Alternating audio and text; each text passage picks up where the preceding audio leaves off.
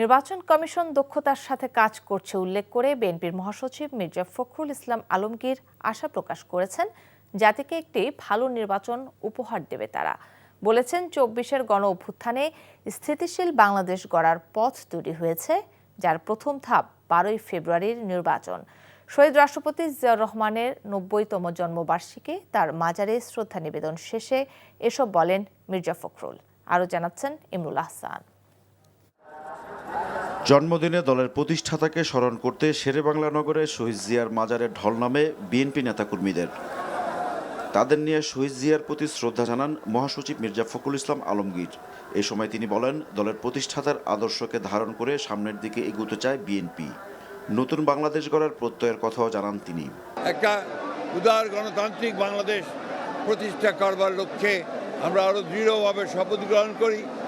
ও আজকে যখন ফেব্রুয়ারি মাসে ১২ তারিখে নির্বাচন ঘোষিত হয়েছে, একটা ছাত্র গণতার অভ্যুত্থানের মধ্য দিয়ে যখন ফ্যাসিস্ট হাসিনা পালিয়ে গেছে, তখন আবার নতুন করে একটা ধ্বংসপ্রাপ্ত অর্থনীতির বাংলাদেশকে গড়ে তোলার জন্য, গণতন্ত্রকে প্রাতিষ্ঠানিক রূপ দেওয়ার জন্য আমরা আজকে এখানে শপথ নিয়েছি।